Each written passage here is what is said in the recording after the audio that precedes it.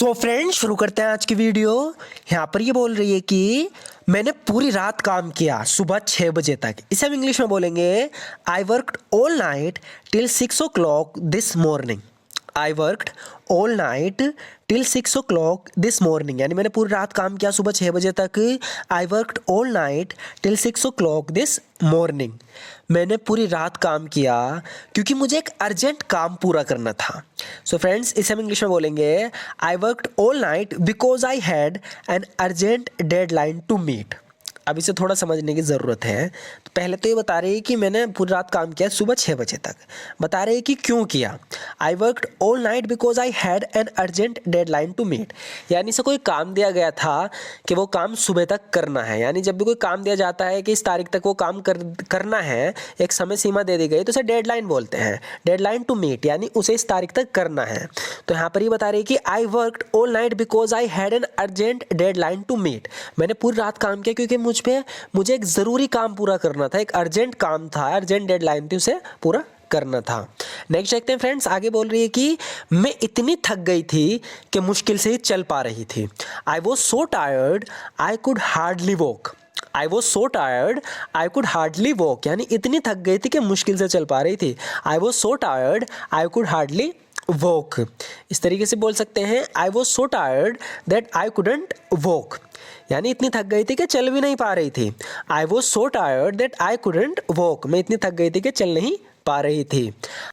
आगे बोल रही है कि अपना काम खत्म करके मैं ऑफिस से निकल गई, यानी कि ऑफिस में काम कर रही थी, जैसे काम खत्म हुआ मैं ऑफिस से निकल गई। तो इसे इंग्लिश में बोलेंगे having finished my work I left the office. Having finished my work I left the office, अपना काम खत्म करके मैं ऑफिस से निकल गई। मैं बिना गुड बाय बोले ऑफिस से निकल गई थी, यानी कोई था ऑफिस में इसके साथ, उसे गुड बाय भी नहीं बोला, मैं निकल गई। बता रही कि I left the office without even saying goodbye. I left the office without even saying goodbye, यानी बिना गुड बाय बोले मैं ऑफिस से निकल गई थी। I left the office without even saying goodbye. मैं बस स्टेशन जा रही थी, यानी बस स्टैंड जो होता है मैं वहाँ जा रही थी। I was on my way to the bus station. I was on my way to the bus station, यानी मैं बस स्टेशन जा रही थी। I was on my way to the bus station, लेकिन दुर्भाग्य से मेरी बस छूट गई। ऐसा होता है ना, तो इस इंग्लिश में बोलेंगे but unfortunately I missed the बस। But unfortunately I missed the बस, तो जब भी बस छूट जाती है इसके लिए हम मिस का यूज़ करते हैं। तो बता रहे कि but unfortunately I missed the बस, लेकिन दुर्भाग्य से मेरी बस छूट गई। I ended up walking home, कह रही है कि लास्ट बस थी, उसके बाद कोई बस नहीं थी, तो आई एंडेड अप, अंत में मुझे क्या करना पड़ा कि पैदल ही घर जाना पड़ा, चल के जाना पड़ा, वॉक करके। तो बता रहे कि I ended up walking home. I ended up walking home, मुझे चल के घर जाना पड़ा। मैं पूरे रास्ते चलकर अकेली घर गई। इसे इंग्लिश में हम इस तरीके से बोलेंगे I walked all the way home alone. I walked all the way home alone, यानी पूरे रास्ते चलकर मैं अकेली घर गई। I walked all the way home alone. मेरी बस छूट गई थी तो मुझे पूरे रास्ते चलकर घर जाना पड़ा। आप सिंपली चाहो तो इस तरीके से भी कह सकते हो आई missed the bus so I had to walk all the way home. I missed the bus so I had to walk all the way home, यानी मेरी बस छूट गई थी तो मुझे पूरे रास्ते चलकर घर जाना पड़ा। आई missed the bus so I had to walk all the way home. जब मैं घर पहुंची तो बहुत थक गई थी, मुश्किल से ही खड़ी हो पा रही थी। इस इंग्लिश में बोलेंगे व्हेन आई गोट होम। तो यहाँ पर पहुँचने के लिए हमने यूज़ किया है गेट का, अराइव का भी यूज़ कर सकते हैं हम, गेट का भी। तो कह रही है कि व्हेन आई गोट होम, यानी जब मैं घर पहुँची। आई वॉज सो टायर्ड, मैं बहुत थक गई थी। आई कुड बेयरली स्टैंड अप, मैं मुश्किल से खड़ी हो पा रही थी क्योंकि पैदल चली बहुत दूर तक। तो बता रही है कि when I got home I was so tired I could barely stand up. जब मैं घर पहुँची तो बहुत थक गई थी, मुश्किल से खड़ी हो पा रही थी। लाइट जल रही थी लेकिन घर पर कोई नहीं था। इस इंग्लिश में बोलेंगे the lights were on but no one was at home. The lights were on but no one was at home, बता रही है कि लाइट तो जल रही थी लेकिन घर पर कोई था नहीं। The lights were on but no one was at home. Living room की लाइट जल रही थी लेकिन किचन की लाइट बंद थी। The light in the living room was on but the light in the kitchen was of.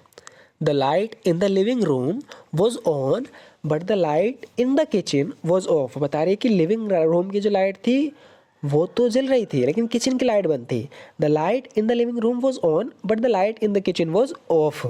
मैंने फिर से चारों तरफ देखा ये कन्फर्म करने के लिए कि घर पर कोई नहीं है। I looked around again to confirm that no one was home. I looked around again to confirm that no one was home. मैंने फिर से चारों ओर देखा है कन्फर्म करने के लिए घर पे कोई नहीं है। मेरे आश्चर्य करने के लिए यानी मुझे सरप्राइज करने के लिए, मेरा आश्चर्य के लिए मुझे कोई नहीं मिला। टू माई सरप्राइज, इंग्लिश में बोलेंगे to my surprise I found no one there. To my surprise I found no one there, मतलब सरप्राइज के लिए मुझे आश्चर्य हुआ कि घर पर कोई नहीं था, कोई नहीं मिला। To my surprise I found no one there. मैं कॉफ़ी पीना चाहती थी। I want to have a coffee. I want to have a coffee, काफ़ी थक गई थी तो बता रही कि I want to have a coffee, यानी मैं कॉफ़ी पीना चाहती थी। I want to have a coffee. Coffee machine ख़राब हो गई थी तो मैं अपने लिए चाय बनाने किचन में गई।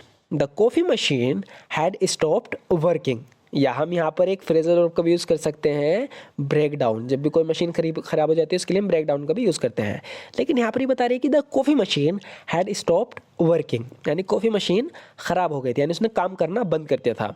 The coffee machine had stopped working so I went to the kitchen to make myself a cup of tea. जब कॉफ़ी मशीन ख़राब हो गई तो मैं किचन में गई अपने लिए एक कप चाय बनाने। The coffee machine had stopped working so I went to the kitchen to make myself a cup of tea. मैं चाय बना रही थी, दूध ख़त्म हो गया। इंग्लिश में बोलेंगे I was making tea and I run out of milk. Run out यहाँ पर यूज़ हुआ है रन आउट फ्रेजल वर्ब का, जिसका मतलब होता है कोई चीज़ ख़त्म हो जाना। तो यहाँ पर बता रही है कि आई वॉज मेकिंग टी, मैं चाय बना रही थी, and I run out of milk, मेरे पास दूध खत्म हो गया, नहीं हमारे पास जो दूध था वो ख़त्म हो गया। I was making tea and I run out of milk. आगे देखते हैं फ्रेंड्स, यहाँ पर ये बोल रहा है कि मैंने जंगली जानवरों को दूर रखने के लिए आग जलाई। इसे इंग्लिश में बोलेंगे I lit fire to keep off wild animals. तो जंगल में है, जंगली जानवरों का इन्हें डर है तो इन्होंने आग जलाई। बता रहा है कि I lit fire to keep off wild animals. तो यहाँ पर कीप ऑफ फ्रेजल वर्ब का यूज हुआ है जिसका मतलब है दूर रहना, दूर रखना। तो बता रहा है कि I lit fire to keep off wild animals, यानी मैंने जंगली जानवरों को दूर रखने के लिए आग जलाई। ये बाल्टी रख लो, काम आएगी, इस तरीके से हम बोलते हैं ना। तो इंग्लिश में बोलेंगे keep this bucket it will come in useful. Keep this bucket it will come in useful, यानी ये बाल्टी रख लो, काम आएगी। Keep this bucket it will come in useful. उसने सारी रात खर्राटे लिए और मैं सो नहीं पाई। He snored all night I couldn't sleep. He snored all night and I couldn't sleep, यानी उसने सारी रात खर्राटे लिए और मैं सो नहीं पाई। He snored all night and I couldn't sleep.